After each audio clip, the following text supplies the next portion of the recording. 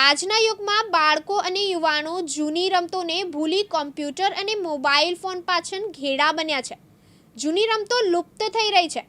તેવા સમયે નવસારી જિલ્લાના જલાલપોરના વેસમા ગામની નુરાની સ્પોર્ટ્સ ક્લબ દ્વારા બાળકો અભ્યાસ અને યુવાનો જૂની રમતોની મજા માણી શકે તે માટે 5 દિવસીય રાત્રિ રમતનું આયોજન કર્યું હતું.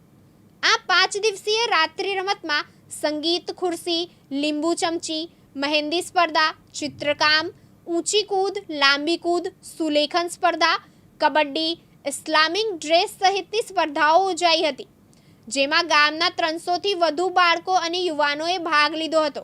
આ 5 દિવસીય રાત્રિ રમતના અંતે દરેક સ્પર્ધાના વિજેતાઓને ટ્રોફી અને રોકડ પુરસ્કાર આપી સન્માનિત કરવામાં આવ્યા હતા. મારું નામ અબ્દુલ હમીદ સૈયદ શાહ છે. મારું રહેવાનું વેસમા નુરાની નગર સોસાયટીમાં છે ને છેલ્લા 6 વર્ષથી આવી રીતના આયોજન થતું છે અમારી ત્યાં. અને જે છેલ્લા 6 વર્ષ પહેલા જે નાના બાળકો હતા તે આજે અમારી સાથે રમીને અમારાથી કંઈ શીખે છે એ લોકો, ને આજે અમારી સાથે રમીને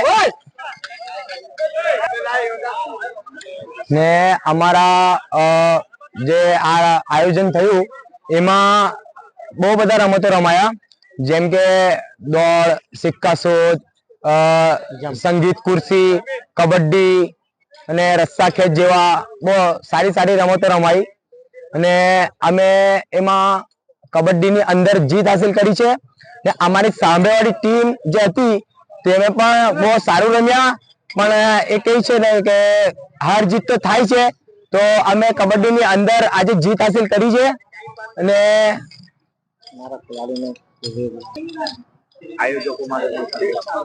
આયોજકો માટે અમે છેલ્લા 6 વર્ષથી આ ટ્રાય કરી રહ્યા છે કે નાના બાળકો અમારા સોસાયટીની અંદરથી ઊંચા લેવલ સુધી જાય એ માટેની ટ્રાય ચાલી રહી છે.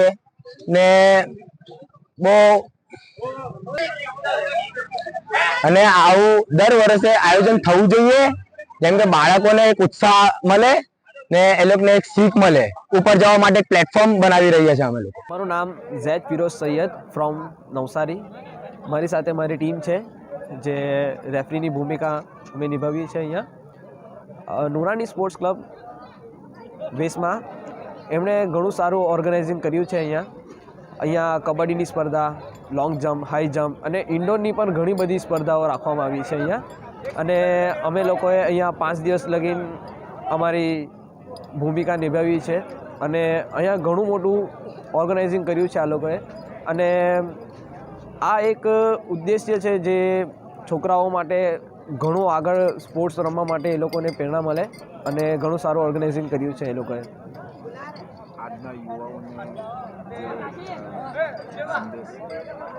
આજના યુવાઓ માટે એ સંદેશ છે કે મોબાઈલ અને થોડી સોશિયલ મીડિયાથી દૂર રહે અને સ્પોર્ટ્સ અને પોતાની ફિટનેસ અને પોતાના દેશ માટે અને પોતાના રાજ્ય માટે રમવાની કોશિશ કરે અને સ્પોર્ટ્સમાં ઘણું આગળ વધે. સ્પોર્ટ્સમાં ઘણું બધું સ્પોર્ટ્સ છે, જેમ hockey, cricket, football, kabaddi, basketball, એવી ઘણી બધી સ્પોર્ટ્સ છે જેમાં તમને અનુકૂળતા રહે તે પ્રમાણે તમે એમાં રમો અને આગળ વધો. કેટલા દિવસથી અમે અહીંયા 5 દિવસનું ટુર્નામેન્ટ હતું. અમે 5 દિવસ લગીને અહીંયા હાજરી આપી છે. મારી ટીમે ઘણો બધો સપોર્ટ કર્યો છે, અમારી ટીમના મેમ્બરોએ. મારું નામ શકીલ શેખ અને આ નુરાની નગરના અંદર અમારી સોસાયટી જે ખોડવલ્લીના વિસ્તારમાં આવેલી છે, અમે લગભગ 6 વર્ષથી આ એક વિન્ટર સ્પોર્ટનું આયોજન દર વર્ષે કરતા હોઈએ છીએ. અમારી 6ઠ્ઠી સિઝન હતી અને અલ્હમ્દુલિલ્લાહ 4 દિવસના આ પ્રોગ્રામમાં બાળકોએ દરેક ગેમોમાં હિસ્સો લીધો છે. અને ઓવરઓલ જે સર્વાંગી વિકાસ બાળકોનો થવો જોઈએ તે મારા ખ્યાલથી, મારા મત મુજબ આજના આ યુગના અંદરમાં, મોબાઈલના યુગના અંદરમાં ઘરમાં બેસીને બાળકનો સર્વાંગી વિકાસ રૂંધાઈ રહ્યો છે. ત્યારે અમારું આયોજન બાળકોને ગ્રાઉન્ડ પર લાવી એમનો ઓવરઓલ સર્વાંગી વિકાસ કેવી રીતે થઈ શકે અને બાળકનું માનસિક જે સંતુલન છે તે ઘણા બાળકો ખોઈ રહ્યા છે. હમણાં આપણે રોજબરોજના કાર્યક્રમોમાં અને સમાચારોમાં પણ આપણે જોતા આવ્યા છીએ કે 20-25 વર્ષના બાળકોને હાર્ટ એટેક આવી રહ્યા છે. આ એ જ વસ્તુનો નતીજો છે કે બાળક જે છે તે નાની ઉંમરમાં મોબાઈલનો વધુ પડતા ઉપયોગથી એ ડિપ્રેશનમાં જઈ રહ્યું છે, પોતાના અભ્યાસથી દૂર થઈ રહ્યું છે.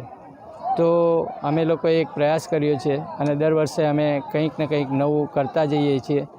અલ્હમ્દુલિલ્લાહ ડિફરન્સ ગેમ્સ નાના બાળકોથી લઈને જુનિયર સિનિયરથી સમજો કે જુનિયર સિનિયરના બાળકોએ પણ ભાગ લીધો, ઇવન કે મિડલ એજ 12 થી 13 યર્સના બાળકોએ પણ ભાગ લીધો અને તેનાથી ઉપર યંગસ્ટરોએ પણ ડિફરન્ટ ગેમ્સમાં હિસ્સો લીધો.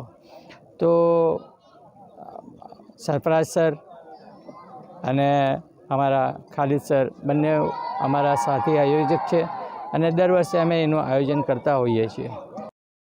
ઇરફાન સૈયદ, દિવ્યાંગ ન્યૂઝ, નવસારી.